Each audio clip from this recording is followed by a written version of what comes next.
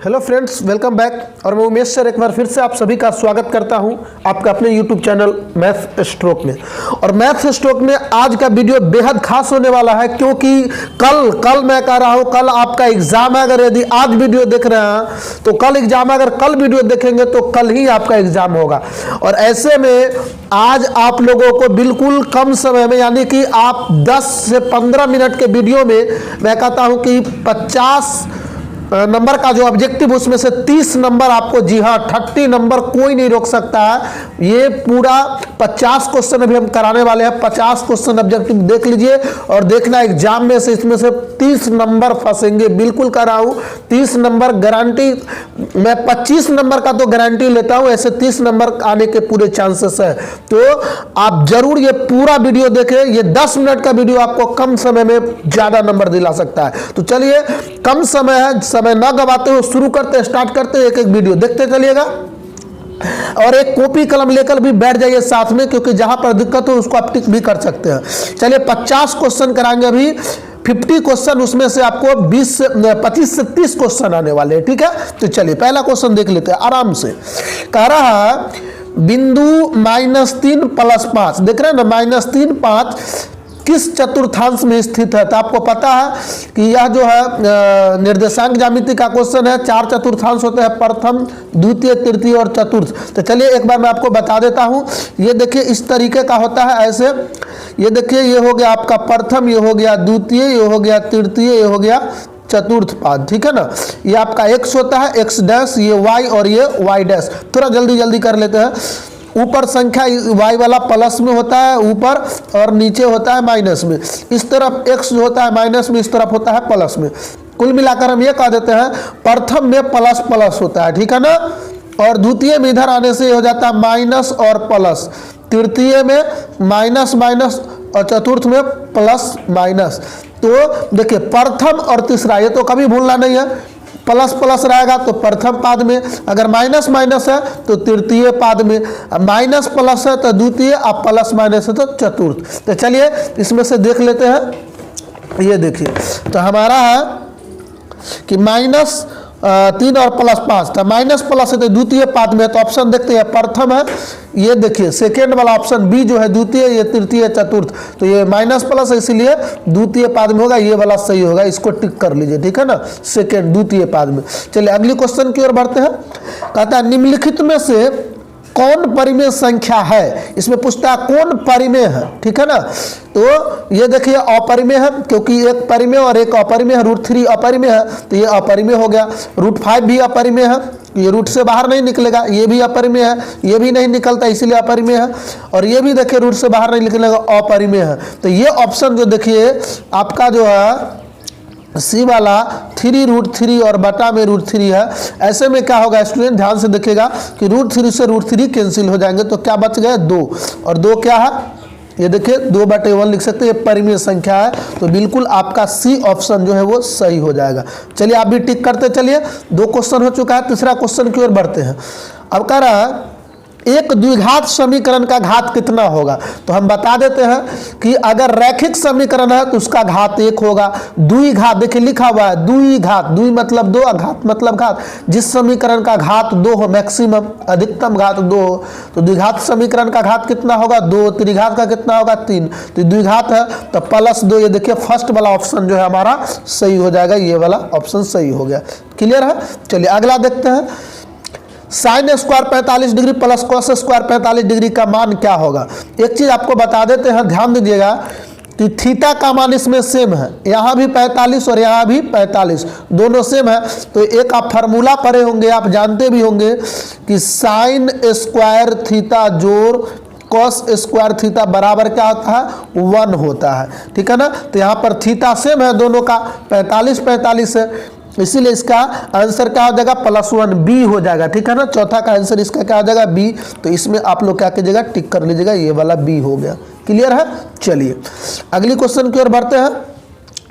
प्रायिकता का अधिकतम मान क्या होता है। तो चलिए एक बार नोट करा देते हैं कि प्रायिकता का मान क्या क्या हो सकता है। किसी भी प्रायिकता का मान 0 से 1 के बीच में होता है। दिमाग में नोट कर लीजिए, 0 से 1 के बीच में कोई भी प्रायिकता का वैल्यू जो है, प्रोबेबिलिटी का निगेटिव नहीं होता है, माइनस में नहीं होना चाहिए, और 1.1 1.2 1 से ज़्यादा नहीं होना चाहिए, न 1 से ज़्यादा होना चाहिए न 1 से कम होना चाहिए। तो इसीलिए अधिकतम मान क्या हो सकता है 1, इसीलिए इसका आंसर क्या हो जाएगा बी वाला हो जाएगा, ये वाला ऑप्शन सही हो जाएगा। क्लियर है बी। चलिए अगली क्वेश्चन की ओर बढ़ते हैं। पाई है तो आपको बता देते हैं पाई एक अपरिमेय संख्या होता है। पाई कैसी संख्या होता है अपरिमेय। तो देखिए पाई एक कैसी संख्या अपरिमेय संख्या है। तो चलिए यहाँ पर ये आपका हो गया सी, छठा का आंसर क्या हो गया सी। देखिए थोड़ा सा साउंड पॉल्यूशन हो सकता है क्योंकि आप देख रहे हैं कि सरस्वती पूजा है तो बगल में साउंड वगैरह बज रहा है, फिर भी आपको यहाँ ध्यान देना है, बहुत कम समय बच गया है इसीलिए ज़रूरी है। चलिए अगली क्वेश्चन की ओर बढ़ते हैं। अब हमारा अगला क्वेश्चन है क्वेश्चन नंबर 7, देखिए 7 कि x² प्लस 2x प्लस 1 का एक शून्य क्या होगा। ठीक है ना, इसका शून्यक 4 गो शून्यक भी उसमें से कोई एक शून्यक होगा। द्विघात समीकरण के 2 शून्यक होते हैं, इसका क्या होगा आंसर। तो चलिए पहले कर लेते हैं। x² प्लस 2x प्लस 1 है, इसका अगर फैक्टराइजेशन करेंगे तो होगा x² प्लस x और प्लस 1 हो जाएगा। अब इसमें से कॉमन कर लेंगे तो x प्लस 1 और इसमें से 1 कॉमन ले लेंगे तो x प्लस 1, तो एक हो गया x प्लस 1, फिर दूसरा हो गया x प्लस 1। अगर इसका शून्यक निकालेंगे तो x प्लस 1 बराबर 0, दोनों तो सेम है, देख रहे हैं ना दोनों तो सेम है, तो कोई एक ही के बराबर 0 करेंगे। इधर प्लस 1 इधर आकर क्या हो जाएगा -1। तो इसका एक शून्यक -1 खोजना है कहीं पे है तो देखिए यहाँ पे -1 है, तो ये वाला ऑप्शन सही है। बिल्कुल एक एक क्वेश्चन ध्यान से देखिए, 50 क्वेश्चन करा रहा हूँ उसमें से आपको 25 से 30 नंबर जो है आपको यहीं से आने वाले हैं डिफिनिट तौर पे, तो ध्यान से देखिएगा। अब है एक वृत्त पर कितनी स्पर्श रेखाएं खींची जा सकती हैं। तो हम बता देते हैं एक वृत्त पर अनंत स्पर्श रेखाएं खींची जा सकती है, अनंत। एक चीज़ और मैं बताता हूँ, अगर क्वेश्चन है कि वृत्त के एक बिंदु पर, अगर लिखल है क्वेश्चन में वृत्त के एक बिंदु पर कितनी स्पर्श रेखा, तो केवल एक होगा, लेकिन अगर सिर्फ वृत्त पर रहे तो अनंत होता है, अपरिमित रूप से अनेक, जिसका आंसर क्या हो जाएगा अनंत। अब देखिए आंकड़ा 24, 15, 22, 13, 9, 10 और 30 का परिसर क्या होगा। परिसर को इंग्लिश में रेंज बोलते हैं, RANGE रेंज। परिसर कैसे निकलता है तो चलिए परिसर का फार्मूला बता देते हैं। इधर देखिएगा परिसर बराबर फार्मूला होता है सबसे बड़ा अंक माइनस सबसे छोटा अंक। तो आपका जो भी क्वेश्चन है उस सबसे बड़ा अंक में से सबसे छोटा अंक घटा दीजिए। इसमें देखिए इस आंकड़ा में सबसे बड़ा कितना है 30 है, ठीक है ना, और सबसे छोटा कितना है 9 है। तो देखिए 30 में से अगर 9 घटा देंगे तो कितना बचेगा 21, तो 21 ऑप्शन है। तो देखिए 21 ऑप्शन ये वाला है, बी नंबर ये हो गया। समझ में आ रहा है ना, मज़ा आ रहा है ना, कोई दिक्कत नहीं होगा, आराम से पूरा के पूरा समझ में आ जाएगा। चलिए अगले क्वेश्चन की ओर बढ़ते हैं। अब है क्वेश्चन नंबर 10 की ओर। साइन 90 माइनस थीटा बराबर होता है, आपको बता देते हैं अगर साइन को 90 में से माइनस करेंगे तो साइन बदलता है कॉस थीटा में। किसमें? कॉस थीटा में। अगर यहाँ कॉस 90 माइनस थीटा होगा तो साइन में, ठीक है ना, 10 कॉट में, कॉट 10 में, सेक कॉसेक में, कॉसेक सेक में। तो कुछ भी रहेगा एग्जाम में तो आप बिल्कुल नहीं छोड़ना है। तो साइन 90 माइनस थीटा बराबर क्या होगा cos theta. Option number C हमारा देखिए कॉस थीटा ये वाला सही हो रहा है, ठीक है ना। चलिए अगले क्वेश्चन की ओर बढ़ते हैं। 11 नंबर, किसी घटना ई के लिए PE प्लस PE नहीं, इसका मतलब है PE यानी कि निश्चित घटना, PE नहीं अनिश्चित घटना। तो निश्चित घटना की प्रायिकता 1 होता है, अनिश्चित का 0 होता है। तो 1 प्लस 0 बराबर क्या हो जाएगा 1। ऐसे भी फार्मूला है PE प्लस PE नहीं बराबर 1 होता है। तो 1 हमारा कौन है बी है, क्या है बी। चलिए अगली क्वेश्चन की ओर बढ़ते हैं। 9, 10, 11, 9, 10, 11, 11, 5, 7, 6 का बहुलक क्या होगा। देखिए बहुलक का मतलब होता है कि सबसे ज़्यादा बार जो नंबर आता है, सबसे अधिक बार जो नंबर आता है वही हमारा क्या हो जाएगा बहुलक हो जाएगा। क्लियर है ना। तो देखिए इसमें से सबसे अधिक बार क्या आ रहा है तो देखिए 11 जो है 1, 2, 3 बार 11 आ रहा है और कोई नंबर इतना बार रिपीट नहीं हो रहा है। तो इसका बहुलक क्या हो जाएगा 11 हो जाएगा। तो 12 का आंसर क्या हो जाएगा सी 11, ठीक है ना। थोड़ा सा साउंड इशू हो रहा है क्योंकि सरस्वती पूजा है, तो आप लोग साइन पर बिल्कुल ध्यान नहीं देंगे, ध्यान से समझेंगे। अगली क्वेश्चन को ये देखिए VBI क्वेश्चन है। ये क्वेश्चन आने की संभावना रहता है कि निम्नांकित में से कौन बहुपद नहीं है।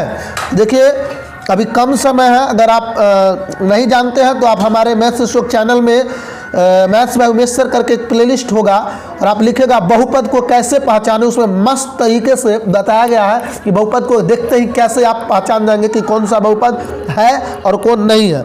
देखिए फिलहाल हम बता देते हैं बहुपद कौन है नहीं, इसके लिए क्या करेंगे, चर समझ में आ रहा होगा, अल्फाबेट का लेटर एक्स जो इसमें दिख रहा है चर, उसका केवल घात को ध्यान देना और कुछ नहीं।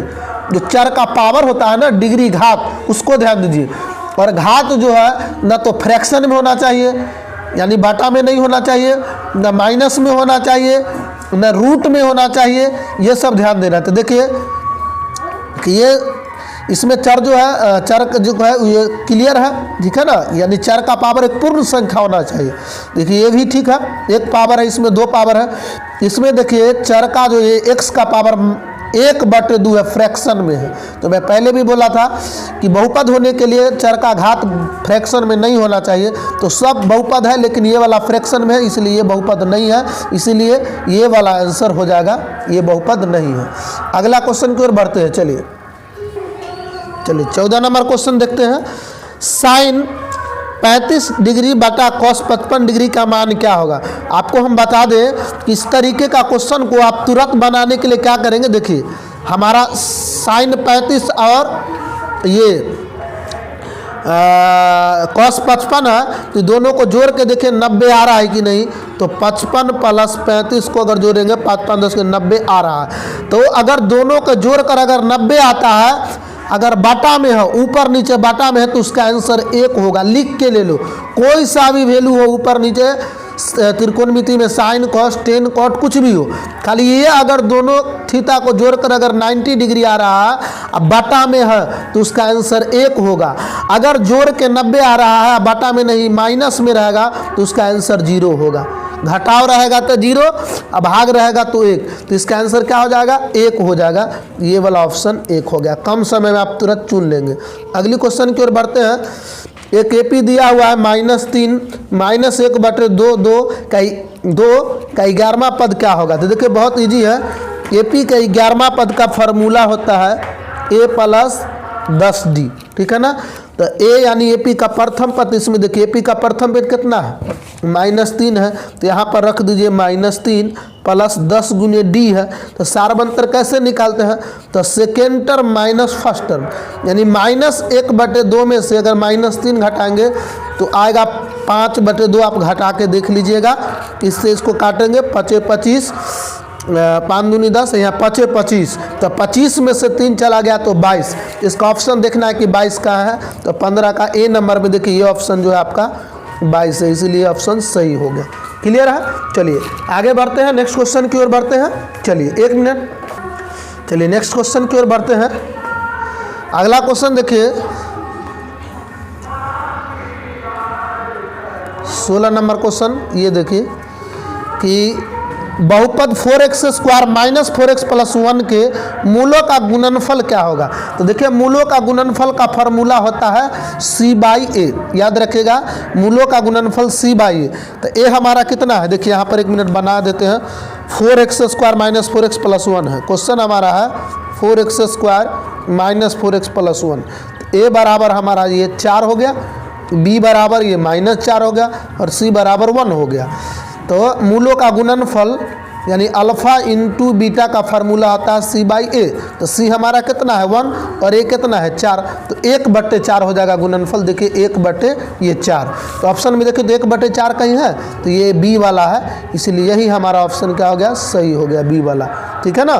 16 का क्या हो जाएगा, बी हो जाएगा। आराम से देख लीजिए, ये क्वेश्चन 50 क्वेश्चन आपको समझ में आ गया ना, तो आपको देखिए ये क्वेश्चन एग्जाम में देखने को मिलेगा। अगला है कि एपी का पहला पद ए और सारबंतर डी हो तो एनवा पद क्या होगा। तो एनवा पद का अर्थ हुआ एपी का अंतिमा पद, लास्ट टर्म, जिसको एन। तो एन का फार्मूला क्या बताए थे, तो n/2 × 2a + n - 1 × d।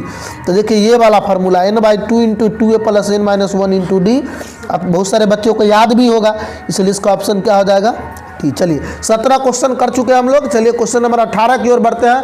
50 question कराने वाले हैं और ये क्वेश्चन आपको डेफिनेट एग्जाम में आएगा, बिल्कुल टेंशन मत लीजिए। चलिए अगला क्वेश्चन देख लेते हैं। 1/√3 किसके बराबर है? तो हम बता देते हैं कि 1/3 जो होता है 10 में 30 पे होता है और कॉट में 60 पे होता है, याद रखिएगा। 10 में 30 पे और कॉट में 60 पे। तो कॉट 60 है नहीं है, 10 30 है, तो ये वाला है, ये ऑप्शन हो गया, ठीक है ना। अब देखिए अर्धगोले का संपूर्ण पृष्ठ का क्षेत्रफल क्या होगा, ठीक है ना। फटाफट से बताइए आप लोग कमेंट करके, ये तो सूत्र है आप लोग को आता होगा। तो अर्धगोले का संपूर्ण पृष्ठ का क्षेत्रफल होता है 3πr²। आपको याद भी होगा, नहीं तो ये कर लीजिए 3πr²। अगला क्वेश्चन देखिए, √2 cos थीटा बराबर 1 है, तो थीटा का मान क्या होगा? तो देखिए इसको थोड़ा सा समझ लेते हैं। √2 cos थीटा बराबर 1 है, तो थीटा का मान क्या होगा? तो cos थीटा बराबर 1/√2 हो जाएगा। इधर गुना इधर आकर हो गया भाग, तो cos थीटा बराबर 1/√2। तब बताइए cos में थीटा के किस वैल्यू पर उसका मान 1/√2 होता है? किस मान पर थीटा के, किस डिग्री पे? तो चलिए हम लोग जानते हैं कि cos में 30 डिग्री पर, cos में 30 नहीं सॉरी 45 डिग्री पर होता है। cos 45 डिग्री का वैल्यू होता है 1/√2, इसलिए यहाँ पर थीटा का वैल्यू हो जाएगा 45 डिग्री यानी 45 डिग्री। अगला देखिए, अल्फा बीटा द्विघात बहुपद x² - 3x + 5 के मूल हो तो 1/α + 1/बीटा का मान क्या होगा? देखिए चलिए साउंड बंद हो चुका है, आराम से समझिएगा। चलिए अब देखिए यहाँ बताते हैं। देखिए ये क्वेश्चन तो डिफिनिट एक आएगा आपको, 1/α + 1/बीटा, कुछ नहीं करना है। ये बीटा है, इसका अगर 1/α + 1/बीटा हो तो इसको फार्मूला हो जाता है -b/c। ये याद रख लीजिएगा, आप याद ही कर लीजिए क्योंकि वहाँ टाइम का बहुत वैल्यू रहेगा। 1/α + 1/बीटा रहे तो उसका वैल्यू होता है, फार्मूला होता है -b/c होता है। कैसे होता है? तो देखिए इसका एलसीएम करेंगे, यही होगा। यहाँ पर हो जाएगा बीटा, यहाँ पे हो जाएगा अल्फ़ा, तो अल्फ़ा प्लस बीटा का फार्मूला होता है -b/a और √2 का c/a। ए से कट गया, इसीलिए क्या बच जाता है -b/c। तो इसमें देखिए b कितना है, a b c, b -3 है, यहाँ फार्मूला का माइनस है, तो माइनस में c कितना है 5 है, तो माइनस माइनस क्या हो गया? देखिए -3 और -3 +3 और ये 5, तो 3/5 आपका आंसर हो जाएगा। तो 3/5 कहाँ पे है? तो ये देखिए 3/5 सी नंबर है, 21 का क्या हो जाएगा? सी हो जाएगा। चलिए अगले क्वेश्चन की ओर बढ़ते हैं, बहुत आसान है, बहुत मज़ा आएगा। यदि द्विघात समीकरण ax² + bx + c बराबर 0 के दोनों मूल बराबर हो तो द्विघात समीकरण का विविक्त कर, जिसको आप लोग विवेचक भी बोलते हैं, इंग्लिश में डिस्क्रिमिनेंट बोलते हैं, जिसको डी से डिनोट करते हैं, क्या होगा? ठीक है ना। चलिए तो थोड़ा सा साउंड इशू हो रहा होगा क्योंकि पूजा का माहौल चल रहा है, ऐसे में आप बिल्कुल ध्यान नहीं दीजिए, कल आपका एग्जाम होने वाला। तो चलिए, तो द्विघात समीकरण के मूल बराबर होते हैं कब? जब विवेचक बराबर होता है 0 के, यानी d बराबर 0। तो इसमें देखिए फर्स्ट ऑप्शन ही मिल गया d बराबर 0, तो यही वाला आपका आंसर सही हो जाएगा क्योंकि इसमें कह रहा है कि d बड़ा है 0 से, इसमें कह रहा है d छोटा है 0 से, ये कोई ऑप्शन नहीं है। देखिए याद रखिएगा, जब भी मूल बराबर होंगे तो विवेचक जो होगा वो 0 के = होगा, बराबर होगा। तो 22 का ये हो गया। चलिए अगली क्वेश्चन की ओर बढ़ते हैं, क्वेश्चन नंबर 23 की ओर। कार्तीय तल में स्थित किसी बिंदु 3 और -4 में कोटि का मान क्या होगा? बहुत आसान है सर, कोई भी बिंदु बनता है वह भुज और कोटि से बनता है, यानी x और y को, x अक्ष को भुज कहते हैं, y अक्ष को कोटि कहते हैं। तो इसमें भुज कितना है 3 और कोटि कितना है -4। इसमें क्या पूछा रहा, कोटि का मान क्या होगा? तो -4, ऑप्शन नंबर ए में ही दिख गया -4। कितना ईजी है ना। चलिए अगला है, यदि किसी घनाभ की लंबाई l, चौड़ाई b और ऊंचाई h हो तो घनाभ का आयतन क्या होगा? चलिए ये क्वेश्चन का कमेंट कीजिए फटाफट, क्योंकि इसमें से बहुत सारे बच्चे को आता होगा। घनाभ का आयतन का फार्मूला होता है LBH, आई मीन लंबाई गुना चौड़ाई गुना ऊंचाई, और ये हमारा फर्स्ट ऑप्शन जो है ये सही है, लंबाई गुना चौड़ाई गुना ऊंचाई। चलिए अगली क्वेश्चन की ओर बढ़ते हैं। अब देखिए 25 क्वेश्चन, यानी आधा क्वेश्चन हम लोग कर लिया, अब आधा और बच गया है। हम लोग आज 50 क्वेश्चन ऑब्जेक्टिव में करेंगे। अब त्रिभुज ABC का एक समकोण त्रिभुज जिसका कोण बी 90 डिग्री का हो और ए 40 डिग्री का हो तो सी कितना होगा। तो हम आपको बता चुके हैं त्रिभुज कोई भी हो, त्रिभुज के तीनों कोणों का योग 180 डिग्री होता है, 180 होता है। तो दोनों को जोड़ दीजिए तो 90 और 40 130, 150 में से 130 घटाएंगे तो कितना बचेगा 50, 180 में से सॉरी त्रिभुज के तीनों कोणों का 180 और उसमें से दोनों का योग घटा दीजिए, यानी कि 90 और 40 130 घटा देंगे 180 में से तो क्या बचेगा 50। तो 50 ऑप्शन है तो ये डी वाला है, इसलिए 25 का आंसर क्या हो जाएगा डी हो जाएगा बिल्कुल। अब देखिए अगली क्वेश्चन की ओर। 10 25 डिग्री और 10 20 डिग्री, 10 65 और 10 70। देखिए इस तरीके का भी क्वेश्चन है जिसका आंसर 1 होता है, लेकिन कैसे तो देखिए 65 और 25 को जोड़िए 90 पूरा रहा, 65 5 70 20 90 और 70 और 20 को जोड़िए 90, तो जोड़ के 90 आ रहा है और गुना रहेगा तो उसका आंसर कितना आएगा 1 होगा, याद रखिएगा 1 होगा। तो इसका आंसर क्या हो जाएगा बी 1। चलिए अगली क्वेश्चन की ओर बढ़ते हैं। Question number 27। त्रिभुज ए बी सी तरह और तथा त्रिभुज पी क्यू आर दिया गया है कि A B by P Q बराबर है B C by Q R के, यानी क्या है कि इसके दो भुजा बराबर है इसीलिए इसका एक कोण बराबर होगा, ठीक है ना, एस ए एस यानी कि साइड कोण साइड एंगल साइड, यानी कि भुजा कोण भुजा। तो इसमें अगर ये बराबर होगा तो इसका हो जाएगा आपको एक कोण बराबर हो जाएगा और ये बराबर हो जाएगा किसके, इसके हो जाएगा कोण बी बराबर होंगे किसके, कोण पी के। चलिए ये भी समझ गया। अगली क्वेश्चन की ओर बढ़ते हैं। निम्नलिखित में से कौन अभाज्य संख्या, चलिए ये तो कमेंट करके बता दीजिए, बहुत आसान इजी क्वेश्चन है। अभाज्य संख्या वैसी संख्या जो एक और स्वयं के अलावा किसी अन्य संख्या से विभाजित न हो, स्वयं को और एक को छोड़कर किसी से भी भाग नहीं लगता हो, तो ये आपका 11 नंबर भाई साहब है, जो 11 में या तो 11 से भाग लगेगा या फिर 1 से लगेगा, तो यही आपका आंसर सही हो जाएगा। चलिए अगली क्वेश्चन की ओर बढ़ते हैं। हमारा अगला क्वेश्चन है, ये देखिए 29 नंबर क्वेश्चन कि 1 प्लस कॉट स्क्वायर थीटा बटा 1 प्लस टेन स्क्वायर थीटा बराबर किसके होगा। तो देखिए कॉट ऊपर और टेन नीचे रहे तो उसका आंसर हो जाता है कॉट स्क्वायर थीटा, ये वाला हो जाएगा। अगर आपका टेन ऊपर और कॉट नीचे आ जाएगा तो उसका आंसर हो जाएगा टेन, यानी जो ऊपर में रहेगा वही हो जाता है। क्यों हो जाता है चलिए आपको बनाकर हम बता देते हैं। क्वेश्चन था आपका 1 प्लस कॉट स्क्वायर बटा 1 प्लस टेन स्क्वायर, यही था ना। तो देखिए क्या करेंगे 1 प्लस कॉट स्क्वायर एडजेटिव रहेगा और ये टेन स्क्वायर को बदल देंगे कॉट स्क्वायर में। टेन थीटा का फार्मूला होता है 1 बाई कॉट थीटा, ठीक है ना। अब यहाँ से इसको क्या करेंगे, ऊपर तो ये एडजेटिव रह जाएगा 1 प्लस कॉट स्क्वायर, नीचे भिन्न का जोड़ करेंगे तो कॉट स्क्वायर का एलसीएम कॉट स्क्वायर होगा। कॉट स्क्वायर को 1 से इंटू करेंगे तो कॉट स्क्वायर प्लस 1। अब देखिए कॉट स्क्वायर प्लस 1 से कॉट स्क्वायर प्लस 1 ये वाला कर जाता है और आपका बच जाता है कॉट स्क्वायर, यही आपका आंसर हो जाएगा। क्लियर है, तो ये वाला ऑप्शन सही हो गया। चलिए अगली क्वेश्चन की ओर बढ़ते हैं। 30 नंबर क्वेश्चन, यदि एक वृत्त का परिमाप और क्षेत्रफल संख्यात्मक रूप से बराबर हो तो वृत्त की त्रिज्या क्या होगी। ये आपके एनसीईआरटी बुक का क्वेश्चन है और ये वृत्त से संबंधित क्षेत्रफल का लास्ट क्वेश्चन है। प्रश्नावली 12.1 का 5वां क्वेश्चन शायद है, ठीक है ना। और ये बहुत वीवीआई क्वेश्चन है, ये क्वेश्चन को तो इसका त्रिज्या कितना हो जाता है 2 हो जाता है। वृत्त का परिमाप और क्षेत्रफल दोनों बराबर है तो देखिए बनाकर बता देते। वृत्त का क्षेत्रफल का फार्मूला होता है पाई आर स्क्वायर और परिमाप का होता है 2 पाई आर, ठीक है ना। तो इसको हम लिख सकते हैं पाई आर इंटू आर, इसको पाई आर। तो देखिए पाई आर से पाई आर कट गया तो आर बराबर कितना बच गया 2, इसलिए इसका आंसर कितना हो जाएगा 2 हो जाएगा। चलिए फटाफट कर लेते हैं। चलिए क्वेश्चन नंबर 31 की ओर बढ़ते हैं। अब कह रहा 2 और 3 की मूल बिंदु से दूरी क्या होगा, ठीक है ना। चलिए ऑप्शन नहीं दिख रहा है, चलिए अब तो दिख रहा होगा ना, ये देखिए।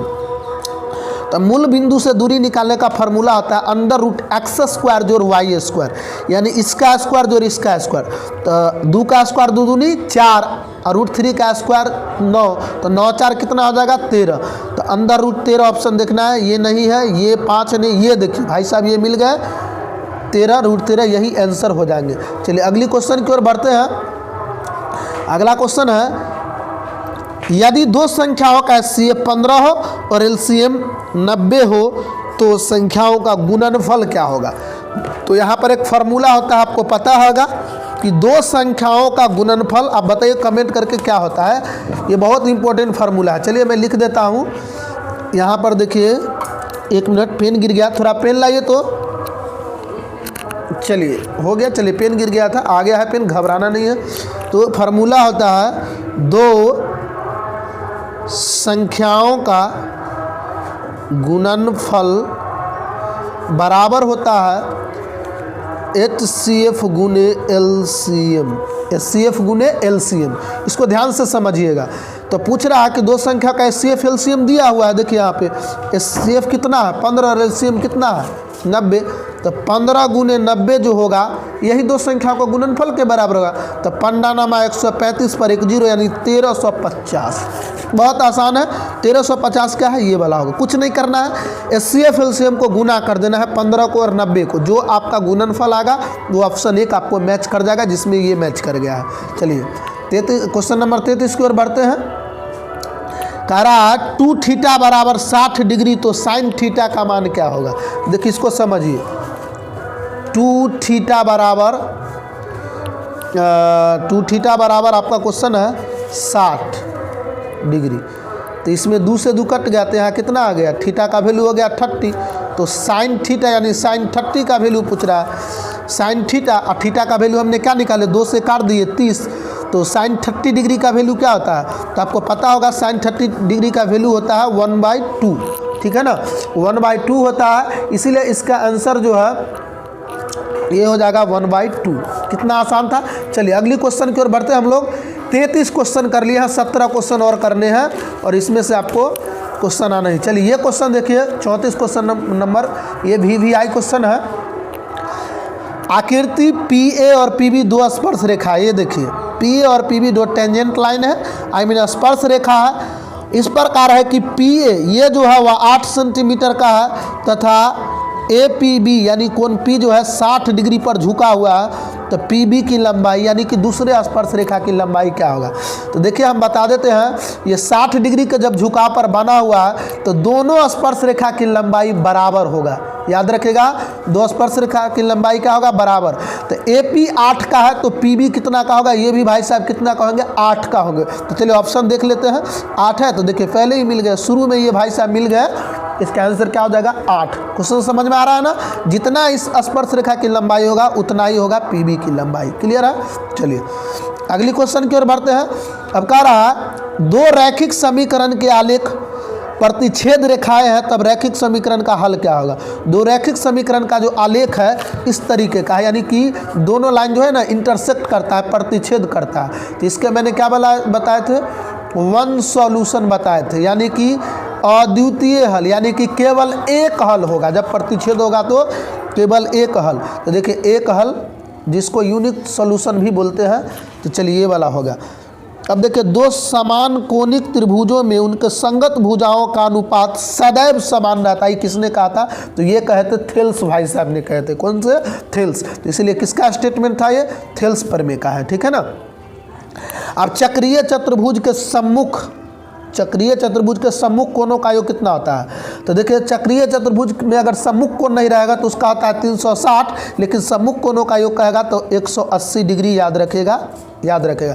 इस क्वेश्चन में ना बहुत सारे स्टूडेंट फंस जाता है, सिर्फ देता है चक्रीय चतुर्भुज, और कोई भी चतुर्भुज है, चतुर्भुज के चारों कोणों का योग 360 डिग्री होता है। ऐसे में बच्चा जो है फर्स्ट ऑप्शन तुरंत चूज कर लेता है, जबकि यहाँ लिखा हुआ है सम्मुख कोणों का योग। तो सम्मुख कोणों का योग 180 डिग्री होता है, इसलिए 37 का आंसर क्या हो जाएगा, डी हो जाएगा। क्या हो जाएगा, डी हो जाएगा। चलिए अगली क्वेश्चन की ओर बढ़ते हैं। दो गोले के आयतन का अनुपात इतना है तो इनके पृष्ठीय क्षेत्रफल का अनुपात कितना होगा। चलिए आयतन का अनुपात दिया हुआ है, ध्यान से देखिएगा, 125 और 27 है। तो आयतन में क्या होता है, गोला का आयतन का फार्मूला होता है 4/3 πr3। तो इसमें भी πr3 होगा, इसमें भी πr3। तो ये तो कट गया 4/3 πr3। तो यहाँ पर r3 बराबर 125 है, तो इससे r क्या निकल के आ जाएगा, देखिए यहाँ पे चला जाएगा 5 गुने 5 गुने 5, 25 125। तो यहाँ से 5 निकलेगा। उसी तरह के 27 से क्या निकलेगा, 3 निकलेगा। तो ये हो गया 5:3 त्रिज्या। और इसका क्या पूछ रहा है, त्रिज्या तो निकल गया, यहाँ से 5 निकाले क्योंकि 125 5 का क्यों है और 27 3 का क्यों है, तो 5 3 हो गया। तो क्षेत्रफल का अनुपात क्या होगा, पृष्ठीय क्षेत्रफल का फार्मूला आता है 4πr²। तो r का स्क्वायर कर दीजिए, तो यहाँ पर इसका स्क्वायर कर दीजिए दोनों का, तो 25 और 3 तिहाई 9, 25:9 यानी 25:9। ये आपका आंसर हो गया ये वाला 38। समझ में आ रहा है ना। अब देखिए cos थीटा बराबर x है, तो सेक थीटा बराबर क्या होगा। क्वेश्चन नंबर 39, इसमें थोड़ा ध्यान से देखिएगा 39 नंबर क्वेश्चन में कि cos थीटा का मान x है तो सेक थीटा का मान क्या होगा। तो इसमें देखिए कुछ नहीं होगा, cos का फार्मूला होता है 1/sec, सेक का फार्मूला होता है 1/cos, और cos का वैल्यू दिया हुआ है x, इसीलिए इसका फार्मूला होता है 1/x हो जाएगा, क्योंकि सेक का फार्मूला होता है 1/cos होता है, ठीक है ना। तो 1/x हो जाएगा, 1/cos। cos सेक का फार्मूला होता है, देखिए सेक फार्मूला होता है 1/cos, ठीक है। cos थीटा का वैल्यू x है तो 1/x हो गया। क्लियर है। चलिए आगे बढ़ते हैं क्वेश्चन नंबर 40 की ओर। अब कह रहा है क्वेश्चन कि यदि त्रिभुज ABC के शीर्षों के निर्देशांक इतना इतना और इतना है तो त्रिभुज के केंद्रक का निर्देशांक ज्ञात कीजिए। इसको अगर ऑब्जेक्टिव में बनाएंगे तो थोड़ा सा समय ज़्यादा लग सकता है, क्योंकि इसमें ये जो है निर्देशांक ज्यामिति में त्रिभुज का क्षेत्रफल का फार्मूला जो होता है 1/2 into x1 into y2 minus y3 plus x2 into y3 minus y1 और x3 इंटू y1 घट y2, उस पर इसको बनाना पड़ेगा। ऐसे में इसमें बनाने में 2 से 3 मिनट लग सकते हैं, इसलिए याद रख लीजिए। अगर ये क्वेश्चन है 2 4 6 0 4 -1, तो इसका आंसर जो है बी हो जाएगा, यानी कि इसका आंसर हो जाएगा ये वाला केंद्रक, 2 3 हो जाएगा। क्लियर है। अगला देखिए n पदों वाले AP के n² प्लस 2n प्लस 1 है तो उसका छठा पद क्या होगा। तो देखिए इसमें कुछ नहीं करना है, n के जगह पर आप 1 रखेंगे, वैल्यू 2 रखेंगे 3। अगर n का, चलिए इसको बना देते हैं, समझिएगा n² प्लस कितना है question 2n plus 1, 2n plus 1। अगर n का मान अगर 1 रखते हैं, n बराबर 1, तो 1 का स्क्वायर 2 गुने 1 प्लस 1, तो 1 प्लस 2 प्लस 1 तो कितना हो गया 4। अगर n बराबर 2 रखते हैं तो 2 का स्क्वायर हो जाएगा, यहाँ 2 होगा तो 2 दूनी 4 और 2 दूनी 4, तो 4 4 8 1 9 हो गया, ठीक है ना। तो 2 ही को से काम चल जाएगा। तो AP का प्रथम पद A बराबर कितना हो गया, A बराबर 4 हो गया, और D बराबर 9 घटे 4 बराबर 5 हो गया। तो हमको क्या निकालना है, छठा पद। तो छठा पद का फार्मूला आता है A प्लस 5D। तो A 4 है, 5 गुने D 5 है, तो 4 प्लस 5 25, तो 25 सा 4 कितना हो गया 29। 29 कोई ऑप्शन देखना है इसमें है या नहीं है। ये AP का छठा पद एक गड़बड़ा रहा है क्या। n पदों वाले AP का योग, ओ सॉरी, ये जो है आपका ये दिया हुआ है SN दिया हुआ है, SN दिया हुआ है, ठीक है ना, SN, और हमने इसको AP सिंपल समझ लिया था। तो n के जगह पर क्या रखना है 1 रखना है, एक बार 2 रखना है, एक बार 3 रखना है, ऐसे करके बनाएंगे। ऐसे में थोड़ा सा वक्त ज़्यादा लग सकता है, इसलिए मैं बता देता हूँ। इसका आंसर जो हो जाएगा वह 13 हो जाएगा, इसको सोल्व कर लीजिएगा। अब देखिए अगला क्वेश्चन की ओर है। 2 समरूप त्रिभुजों की भुजाएं 3:5 के अनुपात में है, इनके क्षेत्रफल का अनुपात क्या होगा। ये लिख लीजिए VVI क्वेश्चन। आपको मैं कह रहा हूँ ना, ये क्वेश्चन पक्का आने वाले हैं। 2 तरीके का, भुजा का अनुपात दिया हुआ रहेगा तो क्षेत्रफल का अनुपात पूछेगा, जैसा कि इस क्वेश्चन में है, और कभी कभी क्षेत्रफल का अनुपात दिया हुआ रहता है और भुजा का पूछता है। तो देखिए भुजा का दिया हुआ है और क्षेत्रफल का पूछेगा, तो इसका स्क्वायर कर देना है। तो 3 3 9 5 25, ये C ऑप्शन हो जाएगा। 42 का क्या हो जाएगा आंसर, C हो जाएगा। लेकिन अगर यही रहता, अगर ये रहता क्वेश्चन, तो अगर भुजा का पूछता तो उसका वर्गमूल निकाल देते, तो 9 का 3 और 25 का 5, तो 3:5, ये वाला ऑप्शन सही हो जाता। अगर ये क्वेश्चन होता तो ये आंसर होता, ये वाला, और ये क्वेश्चन है इसलिए आंसर होगा। क्षेत्रफल में स्क्वायर कर देना है और भुजा में उसका वर्गमूल निकाल देना। बहुत VVI क्वेश्चन था। चलिए अगली क्वेश्चन की ओर बढ़ते हैं। 4 -1 और 2 3 के बीच की दूरी क्या होगा। तो बहुत आसान फार्मूला, 2 - 1, देखिए तो 4 में घटे 2 करेंगे तो -2 का स्क्वायर 2 दूनी 4, और और ये हो जाएगा 3 1 4, तो ये हो जाएगा 4 का स्क्वायर चल चुका 16। चलिए बना ही देते हैं। इसका हो जाएगा 2 - 4 का स्क्वायर प्लस 3 - 1, तो एक बार 3 + 1 4 का स्क्वायर, तो 4 में से 2 गया, -2 का स्क्वायर और 4 3 7 का स्क्वायर, 2 दूना 4 7 49 4 53। ये देखिए 53, ये आपका आंसर 53 होना चाहिए, अंदर रूट 53। तो अंदर रूट 53 है क्या, तो 53 का हो जाएगा आपका वर्ग। गलती तो नहीं हो गया, 2 में से 4 गया तो -2 का स्क्वायर 4 और 3 1 4 हो गया। ओहो 3 1 4 ना हो गया, तो 4 का स्क्वायर 4 चौका 16, 4 चौका 16 और ये आपका 4 16 4 कितना हो गया 20, और 20 का वर्गमूल 2√5 होगा। 2 दूना 4 4 5 20, 2√5 ये भाई साहब हो गया आंसर। ठीक है ना, थोड़ा सा मिसमाइंड हो जाता है, आप लोग वहाँ पर सावधानी से बनाएंगे। तो 43 नंबर का क्या हो गया, डी हो गया। अब समीकरण इतना का विभक्त कर क्या होगा, तो विभक्त कर निकालने के लिए a बराबर हो गया 2√2, d बराबर हो गया 5, c बराबर इतना हो गया। चलिए निकाल देते हैं। d बराबर फार्मूला होता है b² - 4ac, यही होता है ना। तो b हमारा कितना हो जाएगा 5 है, तो हो जाएगा 5 का स्क्वायर 4 गुने a हमारा, a कितना हो जाएगा 2√2 हो जाएगा, 2√2 गुने c, तो c हमारा कितना है, ये देखिए c हमारा √2 है, यहाँ पे √2 हो जाएगा।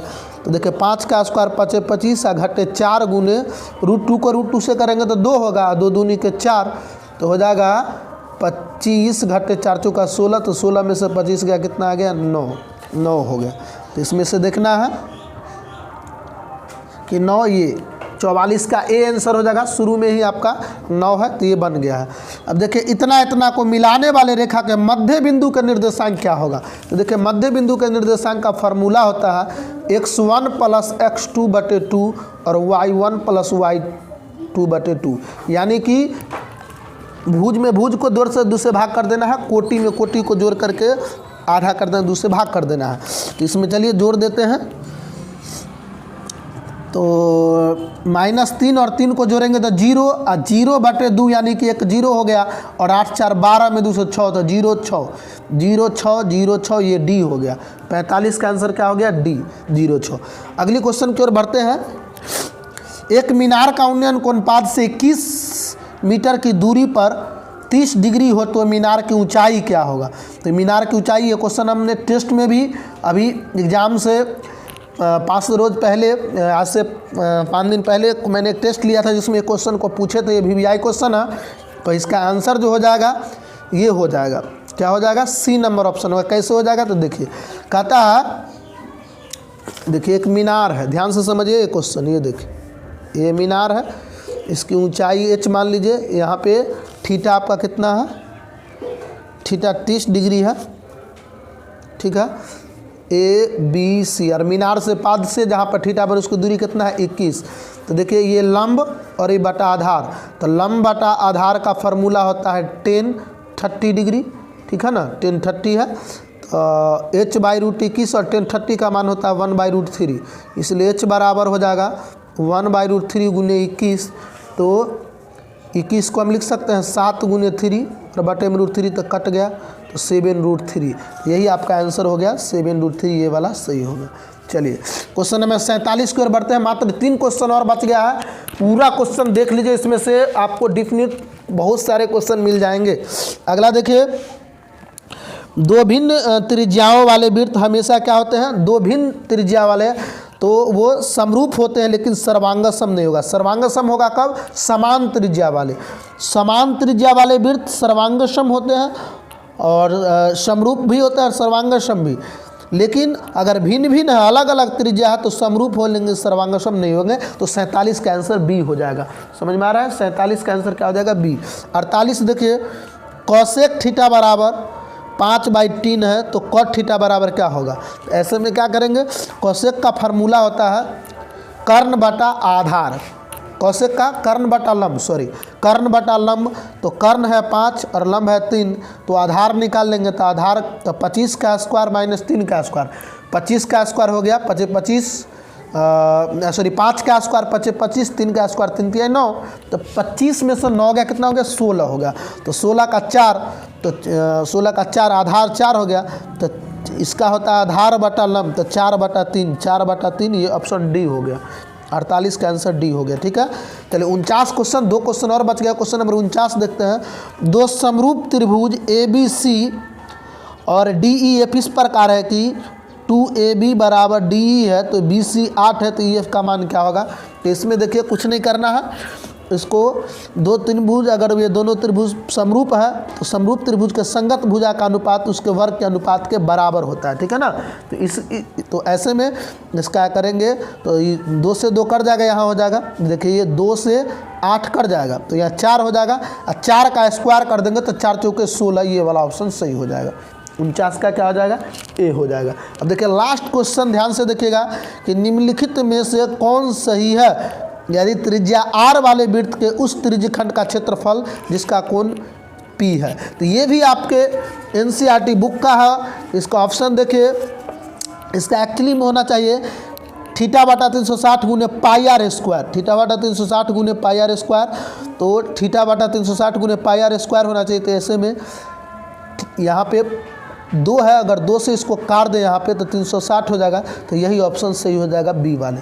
तो ऐसे कुल मिलाकर हम लोगों ने क्या देखे 50 क्वेश्चन अभी ऑब्जेक्टिव का किए हैं। अगर ये क्वेश्चन एग्जाम में अगर आप करके जाते हैं तो आई होप कि आपको इसमें से 25 से 30 क्वेश्चन देखने को मिल सकता है। यदि अभी तक आपकी तैयारी कुछ भी नहीं है तो सिर्फ आज ये पूरा वीडियो देख लीजिए, आपको आगे मिलने वाला है। तो तब तक जुड़े रहिए मैथ स्ट्रोक के साथ, फिर मिलते हैं नेक्स्ट वीडियो में। जय हिंद, बेस्ट ऑफ लक, आप लोग का एग्जाम अच्छा गुजरे, आप मैथ में अच्छा करें। Thank you so much.